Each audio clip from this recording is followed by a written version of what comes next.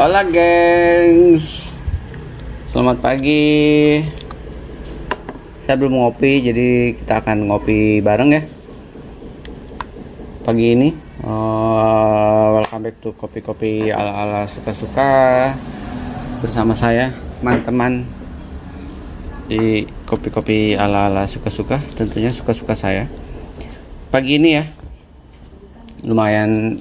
Saya dari cerita sedikit dari Jakarta menuju ke desa karena rumah ini ya, ini juga rumah tantenya Ranting, jadi didatengin cuman weekend juga. Ini ditinggalin karena desa sebelah lagi direnov ya, ala-ala. Oke, pagi ini saya akan ngopi ditemani sama gemblong Bu siapa ya ini ya? Gemblong Mas Hari, ini di daerah Sunter. Ini gemblongnya enak banget, teksturnya lembut dan nggak terlalu manis, lalu kelapanya masih berasa banget.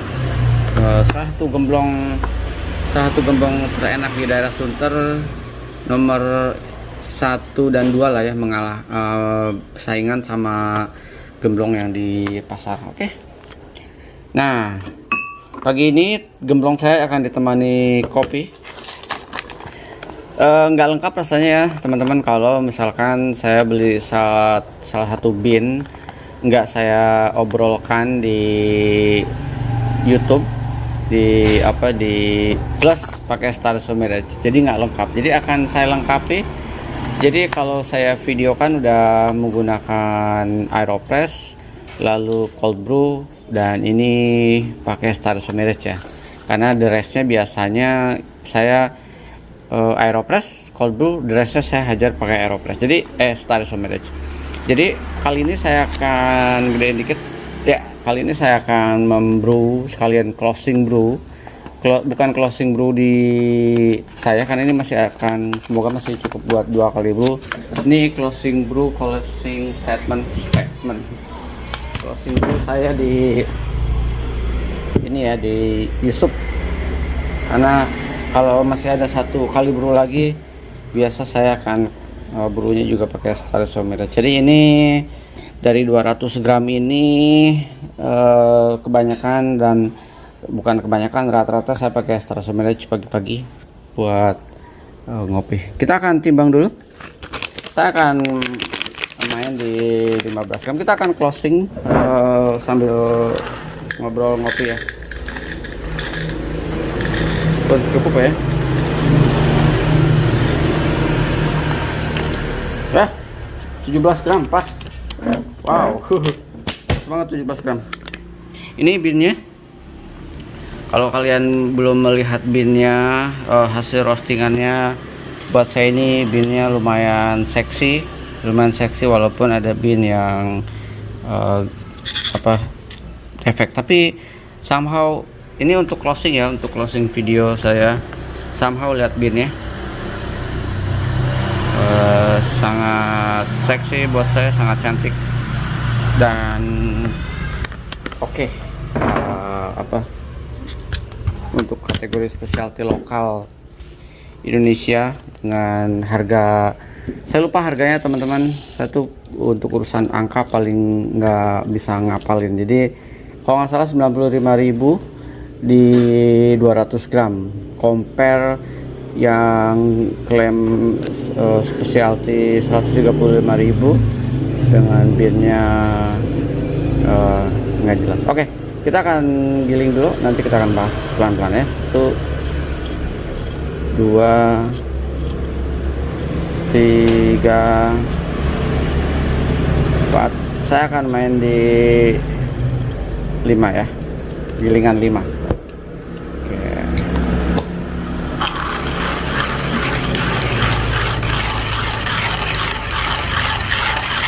Cek dulu. Oke, aman.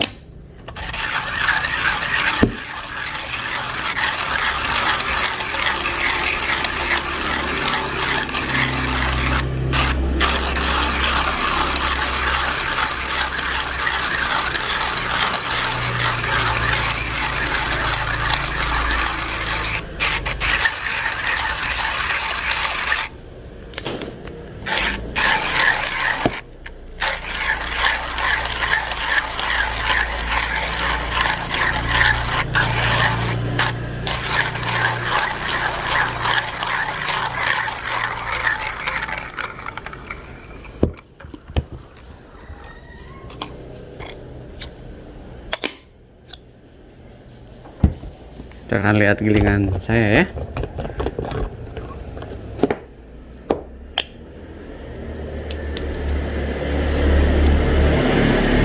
Saya ngeberantakan, kita buka di sininya. Saya nggak akan tamping. Ya kalau ada temen yang baru join, kok nggak di tamping ya, kalian mesti lihat postingan-postingan saya tentang gilingan ideal buat Star Media. Nggak usah di tamping, saya cuma ratakan aja pakai tangan, set. Buat kalian yang mau lihat gilingannya aja, segini saya bikin gilingannya. Oke, ya. Lalu saya akan taruh sini, set. Suhu saya main 94 derajat Celcius. Oke. Langsung tuang aja.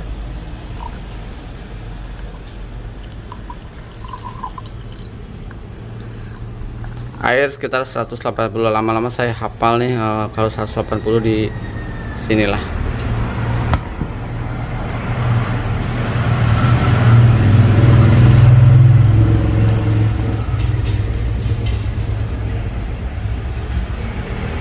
Oke.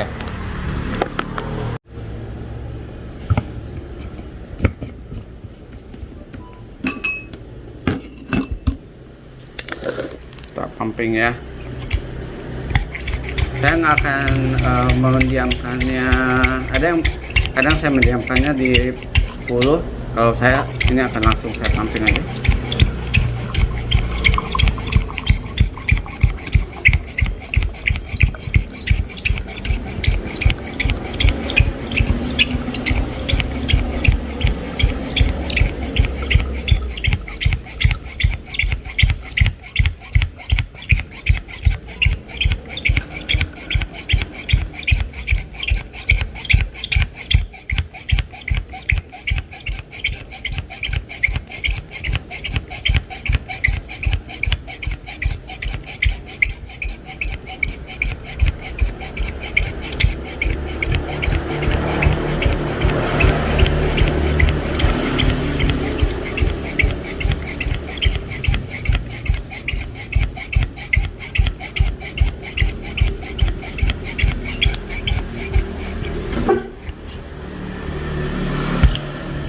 Sip.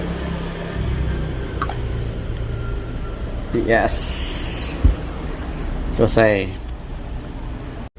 Oke teman-teman, saya akan cobain si Halu Banana sambil kita ngobrol, sambil kita closing.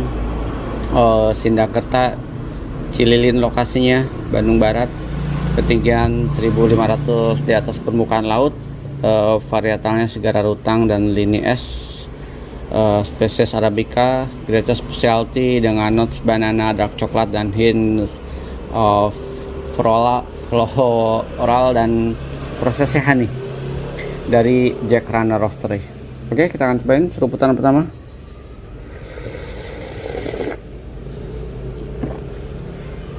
Ini enak banget kalau buat dibikin Star Media juga.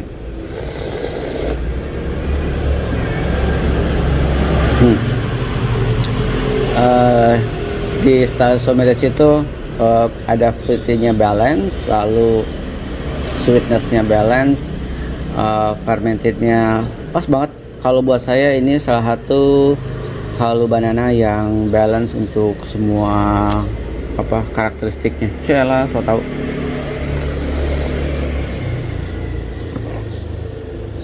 Ini enak banget nih.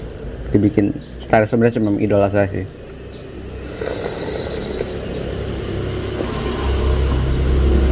Sekali lagi deh.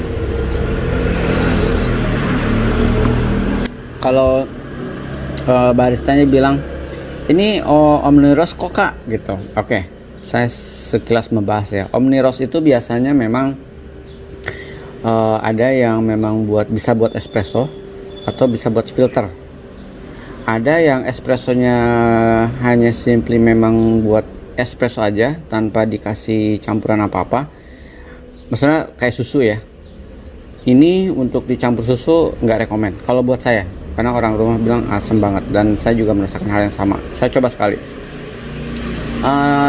Lalu ada espresso yang memang buat kayak rock, apa, espresso ice, espresso rock gitu ya. Dia espresso dikasih es batu, lalu dikasih sweetness yang lainnya. Jadi kalau untuk koktail mungkin masih make sense. Untuk koktail masih make sense, untuk mocktail juga masih make sense karena dia akan lebih berasa kesegarannya dan aromanya. Tapi untuk kopi susu, saran saya ini nggak masuk karena terlalu rame rasanya, apalagi asidnya lumayan kenceng ya.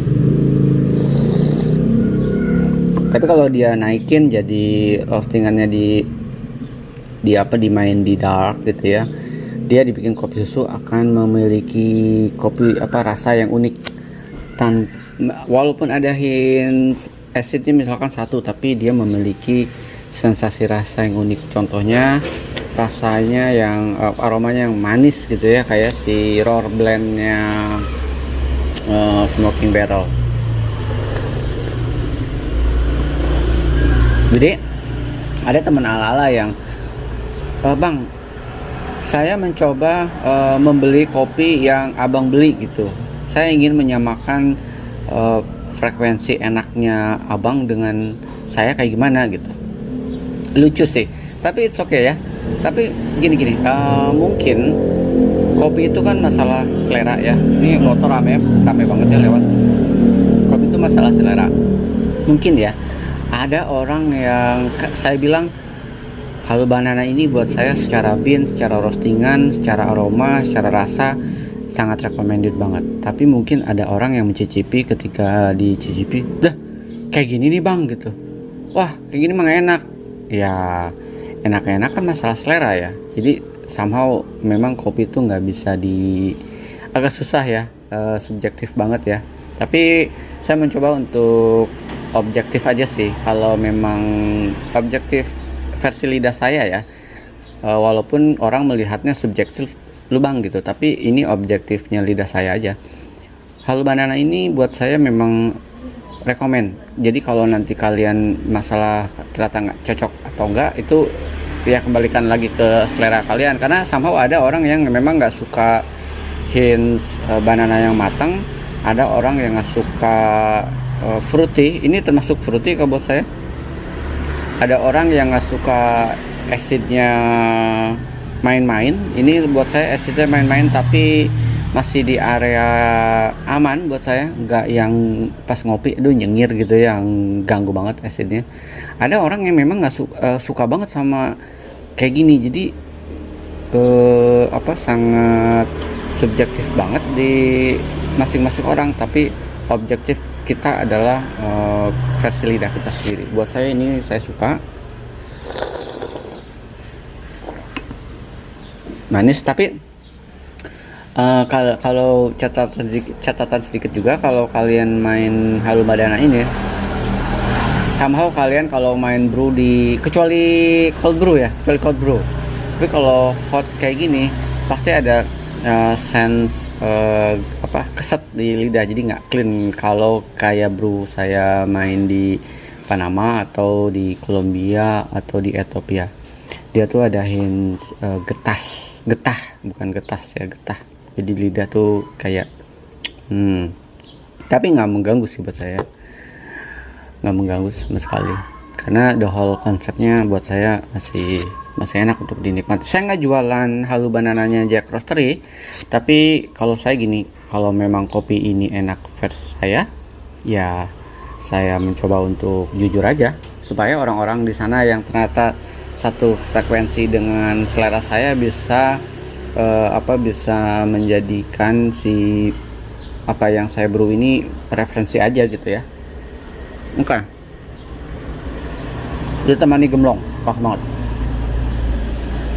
Sekali lagi saya seruput karena ini udah ternyata last brew.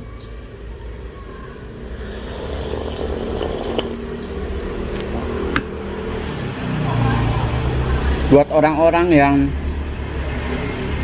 terbiasa meminum es kopi susu yang alirannya ke tuku atau ke es kopi susu lah, Starbucks dan lain-lainnya, dia mencoba ini pasti bilang asem banget. Jadi saya pernah brew teman di kantor yang memang bukan penyuka brew filter brew kayak gini, dia simply kopi hitam es Starbucks, atau kopinya es kopi susu atau hot latte atau something kayak gitu. Dia pasti nggak nyaman. Jadi kalian di sana kalau memang nggak terbiasa dengan kopi-kopi kayak gini, ini saya sarankan jangan beli karena pasti nggak cocok gitu. Tapi kalau kalian suka ya, Habis itu aku mau perang sama Raka. ya oke. Kalau kalian suka dengan kopi-kopi yang playful kayak gini, kalian pasti suka Cielo Banana, apalagi aromanya yang sweet banget. Tapi bukan kayak aroma manis ya, beda ya. Beda lagi, aroma manis tuh lebih smooth gitu ya, aroma manisnya. Oke lah, cukup lah. Closingan saya cukup lah ya untuk kalian menentukan brew kopi yang saya brew ini kalian layak coba atau enggak. Saya sih mencoba untuk kita saling merekomendasikan kan ya. Ada teman yang bilang, "Bang, please cobain." Ada bukan beberapa PM ke IG. "Bang, please cobain si First Crack dong," gitu. Kayak gimana sih, penasaran. Saya belum berani beli, abang dulu yang jadi korbannya. Oke. Saya tuh kalau ngopi memang, kalau beli kopi tuh penuh pertimbangan. Sedikit ulasan ya sebelum saya closing. Kenapa? Karena gini, ini saya beli kan 95.000 ya, 200 gram. 95.000 itu uang kan. Perjuangan tukang kopi, petani, dan prosesnya juga adalah butuh keringat, ada uang di sana. Jadi kayak kalau saya beli 95.000 dengan kualitas bin yang misalnya harusnya dia jual 20.000, ya rugi dong gitu. Jadi timbal balik lah gitu, petani dan roastery atau key grader menyajikan kopi yang layak dengan harga segitu, dan kita bisa mendapatkan kopi dengan harga yang layak dengan harga segitu. Itu sih kalau saya. Makanya selalu penuh pertimbangan. Kalau ragu, lebih baik saya beli yang green bean dari Nordic Approach yang dijual di IIT, atau saya mendingan beli dari si Roserock yang memang jelas si source petaninya gitu. Itu sih. Sehat terus teman-teman.